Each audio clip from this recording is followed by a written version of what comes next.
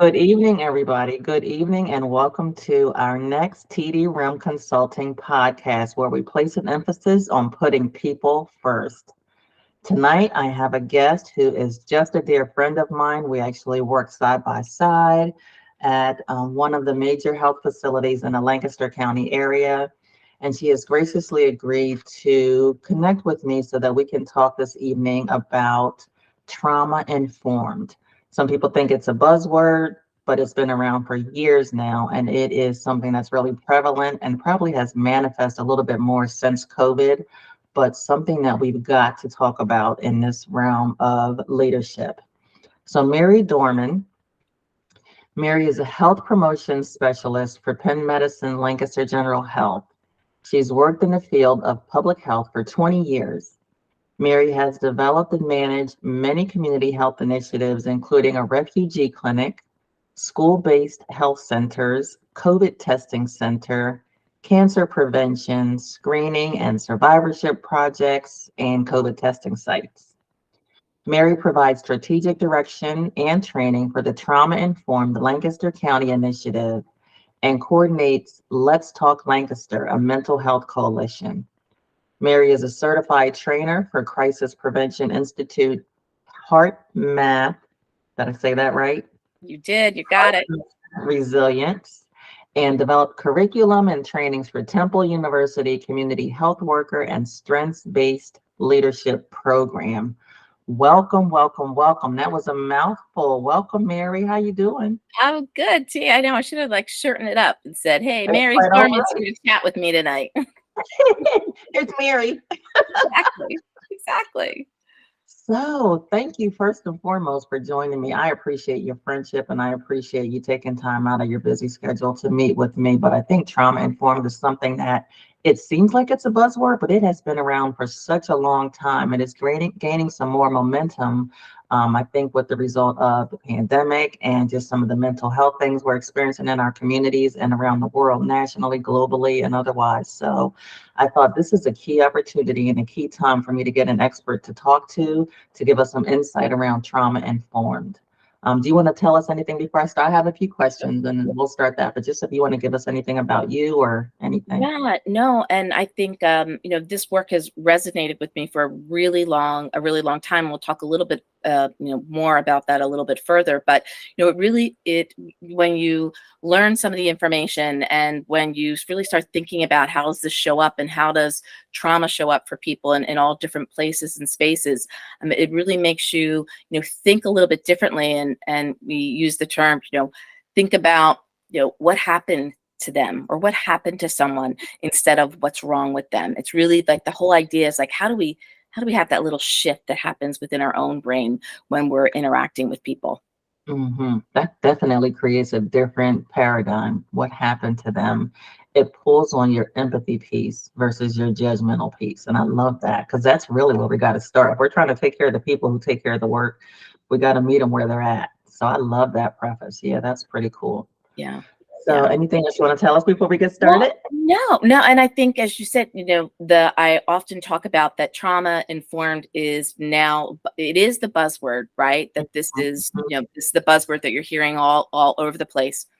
And when I talk to organizations or when I talk to other people about it, I have them think about like any time that you're interacting or you're showing up in a way that builds relationship, that builds Yeah, safety, that yeah, creates boundaries, that's mhm, trauma informed. So from the yeah, healthcare perspective, you might call it patient-centered care, you might call it relationship-based care. So there's mhm, lots of language that's been used. And it's really about, we'll go into the principles a little bit more, but just recognize yeah. that you've probably been doing this work for a long, if you're listening to this podcast, to this video cast, then you've probably been doing the work because you're interested in that type of thing. So, now's the time, maybe the little exercise portion, because I'm in community health, take your hand up and pat yourself on the back there for a second, because you've probably been doing this work for a long time, even though the language has shifted a bit.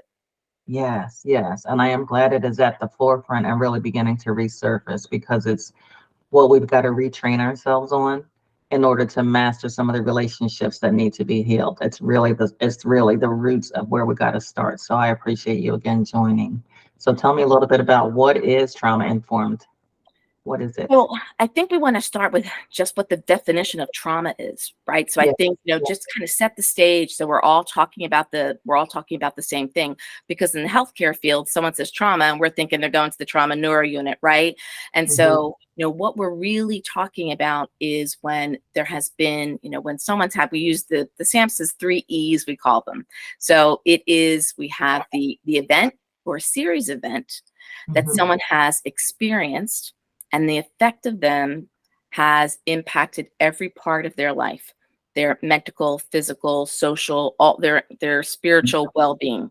Hmm. This event that's happened has really overwhelmed their ability to cope, right? Yeah. And so that's what we're talking about when we're talking about, what is trauma. It gets under their skin. It can really get into them. Yeah. um, and there's been, in a lot of research that has been done and came out in the late 90s on what is trauma, right? What are we talking about when we're talking about trauma? Yeah. So the initial research that came out was really related to abuse, neglect, and household dysfunction. So Okay. those 3 areas, that was the initial research that came out. And just from that initial research, they found that you are 2 times more likely to have cardiac arrest, right? Mm. Yeah.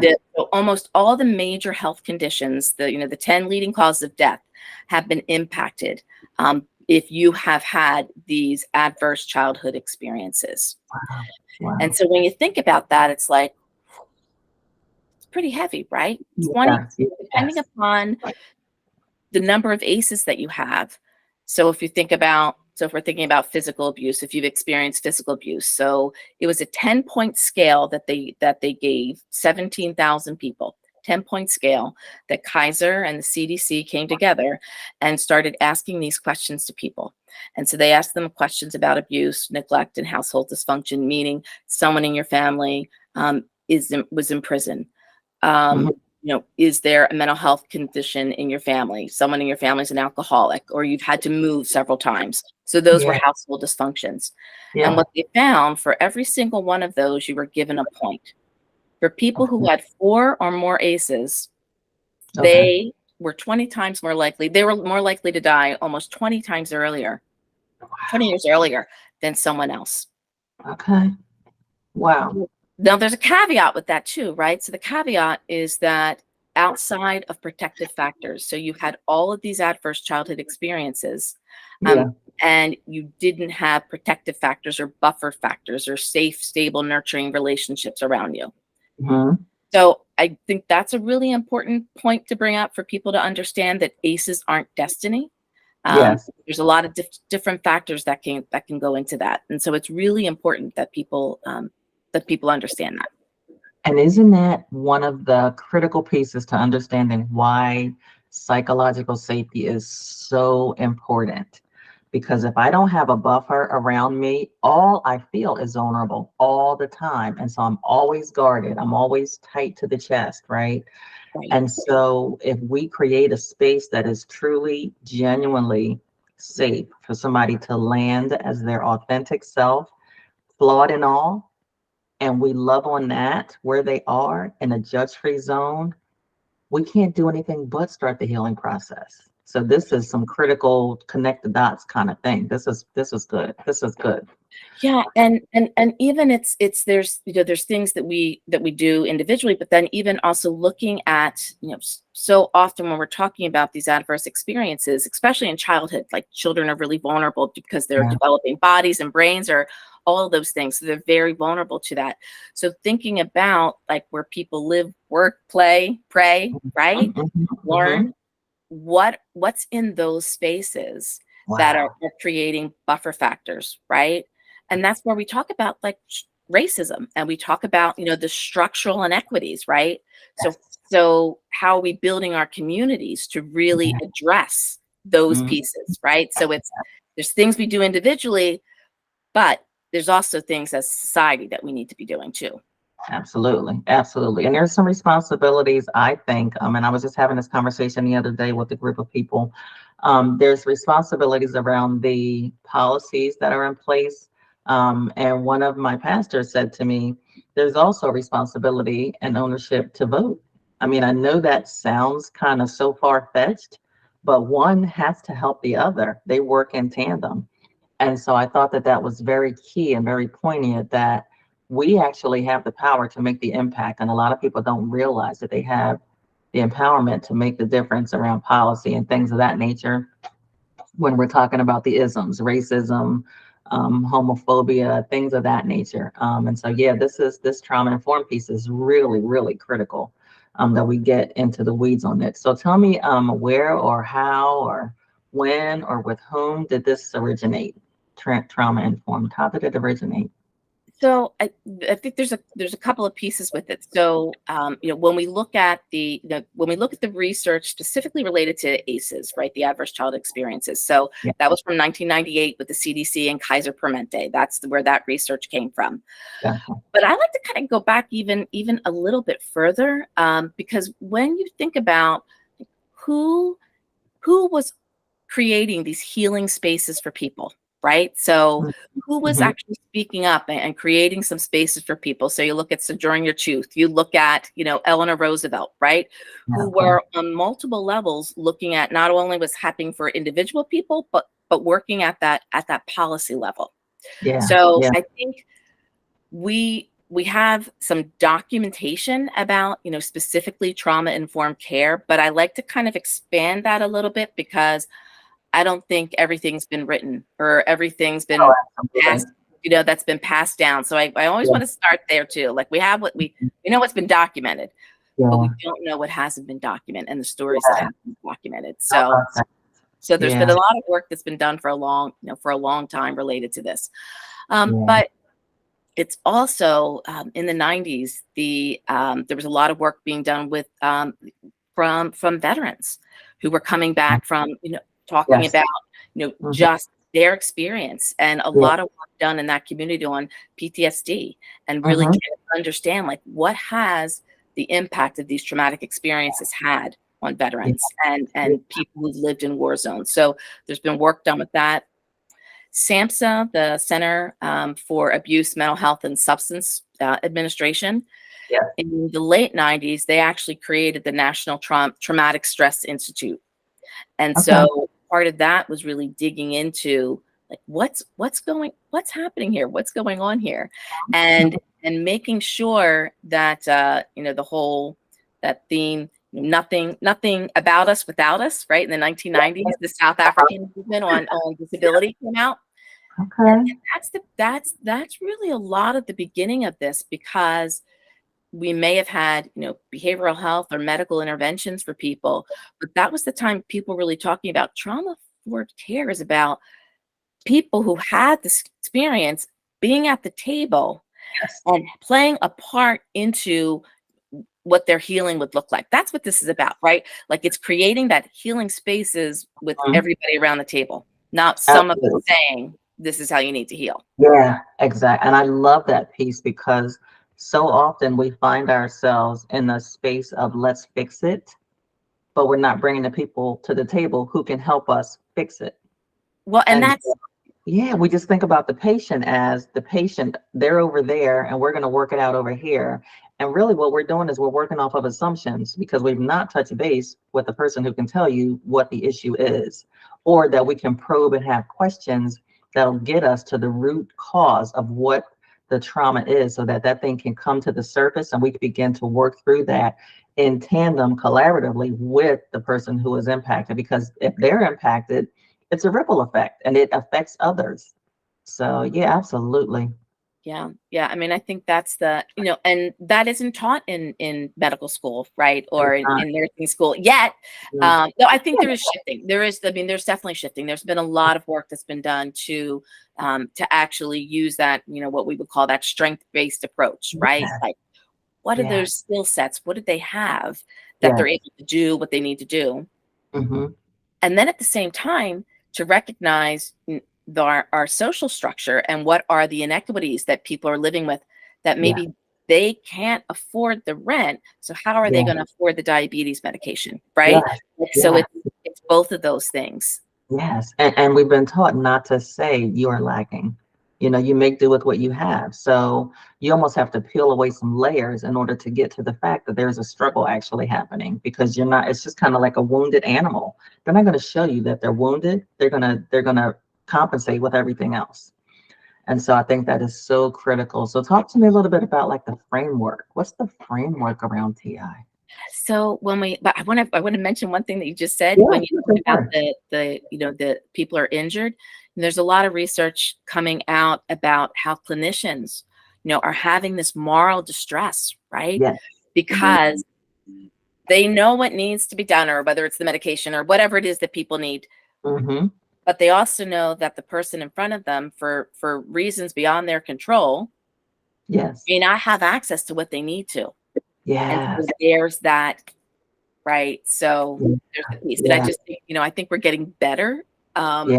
at identifying that, and at talking about that. But so, T, you mentioned it earlier, like what the principles were, like what's the framework, right? And so what are the principles? And so the first one is safety. Yeah. Yeah. Period. Just start there. Yeah. Yeah, yeah. Yeah. Like This how is do we people feel safe physically, right? But you mm-hmm. already mentioned, how do they feel psychologically safe? Yeah. Like, do Yeah. they God. feel they can question? Mm-hmm. Mm-hmm. In a judgment-free zone. Hello? Yeah. Yeah. Absolutely. Yeah. Yeah. I Yeah. mean, Like it's almost like maybe the no judgment can be like the framework overall of all the principles, but yeah. it is really true, right? Absolutely. Yeah. Absolutely. Yeah. Absolutely. Until I know that I can trust you, I'm not sharing jack. You know what I mean? I'm not sharing, right? And so if you create an environment where I'm like, Mary, listen, I, this is on me and I need to get the help me. And you say, you know what, come, let's talk. And you say to me, this is a safe space and I want you to share with me. We have that rapport, we're going to start dialoguing. And then you're going to, as you begin to pull things out of me, then I'm going to begin to release those things to you. Like I'm going to willingly surrender those things. And so, yeah, Yeah. wow, that's so critical. Well, and so what's so funny, Samson's outlined 6 of them. So the first one's safety, and then you just led me right to the second one, which is trust and transparency. Hmm. So for all the things that you just mentioned, Yes. Yeah. Yeah. yeah, They and how do we go build hand. trust? Like, how do Yes. we build trust, right? Yes. So they're Yeah. all intertwined, right? They sound like they may go over, they're all intertwined, but they're connected. Yeah. The other is, peer support. Hmm. So when I think about the, peers and mentors and people who are coming alongside, Yeah. because we need to support ourselves. We Yes. can't do this work if we're depleted. Absolutely. And our healthcare workers are showing and manifesting that. They're manifesting that. We have not had that break. I don't want to say break. It's the rest of the world, when they were shutting down, we had to ramp up. Yeah. And I shouldn't say in total the rest of the world. From my perspective, from my purview, the healthcare industry had to elevate. We had to level up and really get in the weeds on that. And we saw death constantly all day long. That's not to say other places did not, but the toll I think that that places on individuals who are right in the weeds of seeing people die, death, that your body is not and your mind is not trained to see death like that Yeah. without having trauma introduced. And so, wow, yeah, absolutely. Yeah. Yeah. And knowing people were suffering, but we couldn't let their loved ones in to be with them. Yes. Yeah. Right? Like Yeah. that, that's the core of what happens with trauma, right? Trauma Absolutely. disconnects. It Mm-hmm. disconnects. It disconnects maybe because of shame. It may, Mm-hmm. it just disconnects people. Yeah. And Yeah. healing happens when we're connected. Yes. So And sometimes that disconnect happens because our body is like a protective measure of sure. itself. Our mind is a protective measure of itself. I know most people know that my youngest passed away, and I think back to those first 2 months, and I thought, I don't recall a lot of stuff Yeah. because my mind was trying to protect me. Mhm.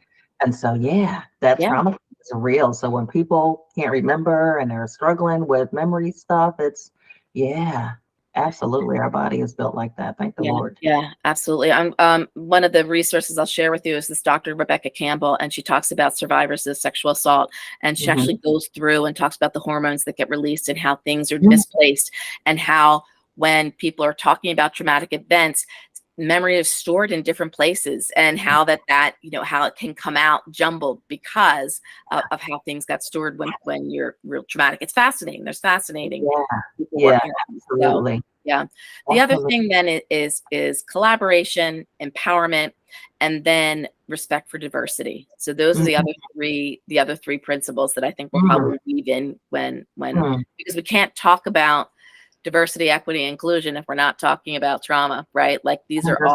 they're Right. all intersected, right? Yeah. And Yeah, vulnerability. Like we don't want to talk about it because you're white and I'm black. And what if I judge you because your ancestors enslaved my ancestors? Like you didn't do it and I didn't do it, and we're not going to get it better if we're not going to talk about it, right? So we got to talk about it. right. But that requires vulnerability. That requires psychological safety. It requires us having trust. All those things they have to interact and interplay. Yeah, yeah. Cool. And the education too, just around if we're going to raise this really challenging topic with each other, right? Mhm. Like we're going to talk about that. Yeah. Then, before we even start talking about it, what do you need to do to regulate yourself? So if you start noticing something coming up, if you start noticing that that your nervous system has been activated, Yeah. what's your healing, calming plan? So that's Yeah. almost the first thing we talk about, right? Like, Mhm. do you need to take a breath? What are the breaths you take? Do you Yeah. need to like think of things you smell? Me, I have like bubble world here. I've always have Okay. bubbles around, or Okay. Okay. whatever you need. How do Yeah. you in a moment's notice kind of calm down your nervous system? Yeah. Yeah. Absolutely. I have to tell you, I've been talking to a few people who reach out and they want some direction on, like, I just need to be able to release. How do I release? I journal, and I've recommended that because a few things. Journaling for me allows me to look back and see where I've come from in 6 months and 3 months and 6 months and 9 months and a year. But it also allows me to get that raw emotion out so that I am not causing harm to another person. I just put it on paper. And there was a day I recall I was sharing with somebody. I wrote 5 pages in my journal, just write, write, write, write, write, write, write. And it was tears. And till it was all said and done, I was like, I needed that release. And so I am a strong advocate. Journal. Put your thoughts down on paper and let that be a guide for you as you begin to make progress. And you can look back and say, good Lord, look where I have been delivered from so many different challenges at this time. And it in and of itself is a healing thing to Yeah, be able to feel that growth. So yeah, absolutely. yeah. And there's a lot of research Yeah. around journaling, around Mm-hmm. any type of Mm-hmm.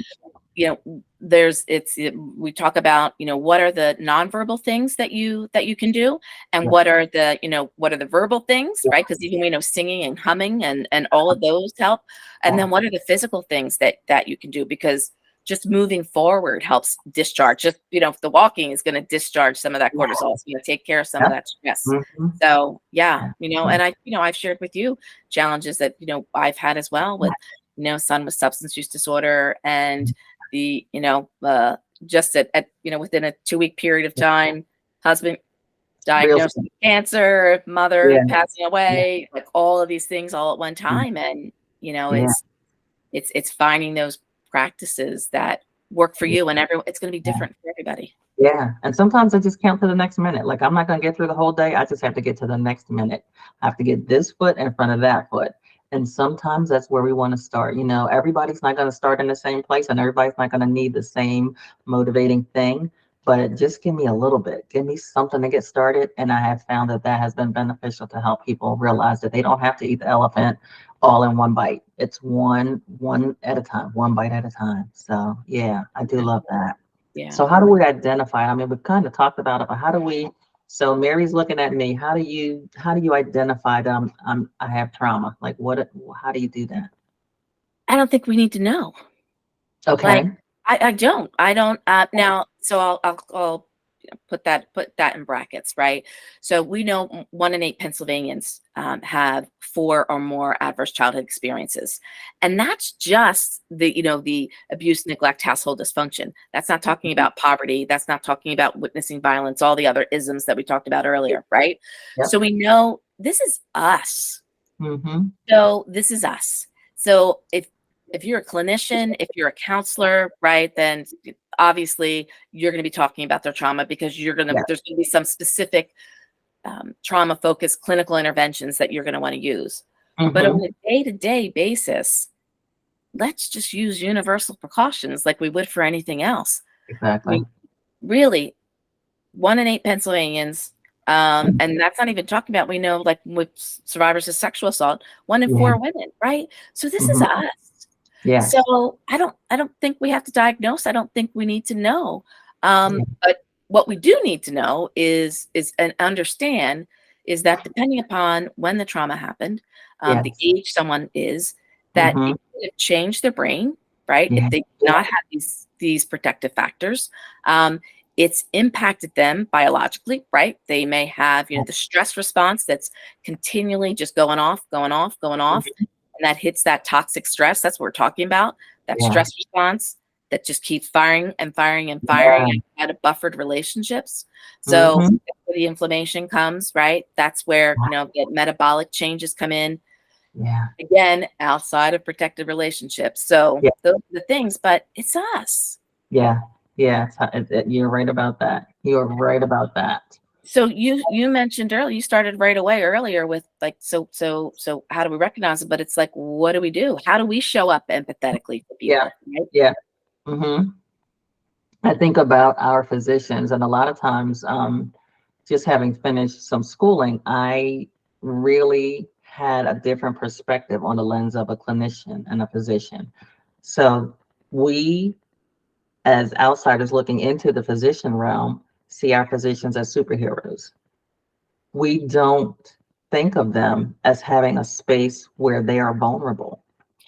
And so be a physician who has to talk to a patient about trauma when they're really coming in for cholesterol. How do you do that? Because the patient is bringing their whole self.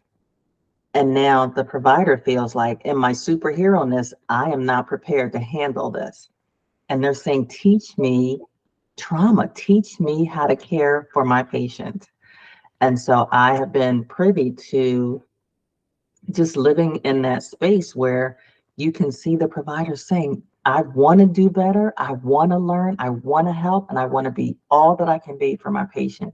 That, at the end of the day, makes it so well rounded about how important it is to be collaborative and engaging with the patient so that you can just have some dialogue. You know what I mean? There's a whole lot of other factors, the payer thing and the times crunch and all those things. But there's something to be said for a clinician who can be vulnerable enough to engage in a relational aspect with the patient versus a um, just a visit perspective. And so I wanted to make sure I got that in because it was something that I'm starting to see a lot more, which I kind of love because it's rising to the top, Yeah. which means we can really get to addressing it because they're hungry to do better by their patients. And so I love that. Well, and I think, it's basically, it's being present so Absolutely. that someone feels safe, seen, and heard. That's Yeah. really what it is, right? It's being Yeah. present, be safe, seen, and heard.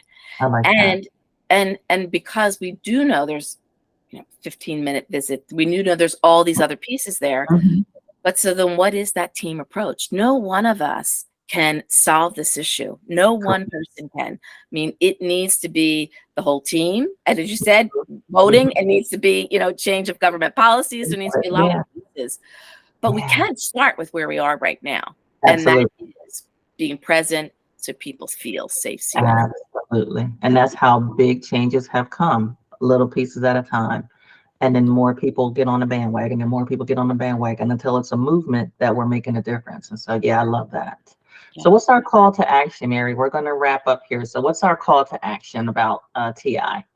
So first is take care of yourself because you Yeah. can't be present, safe, seen, or heard for people if you're not taking care of yourself. Yeah.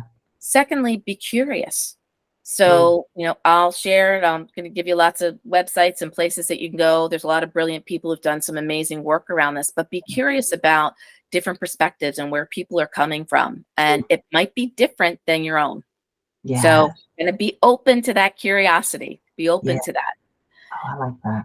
And then T, you mentioned it earlier, but I mean, we could go through all the different spaces and things need to do, but really, how do we show up in a way that makes people feel seen Hmm. and makes people feel like they're not being judged? They are Yeah. not being judged. Yes, indeed. That's a key part.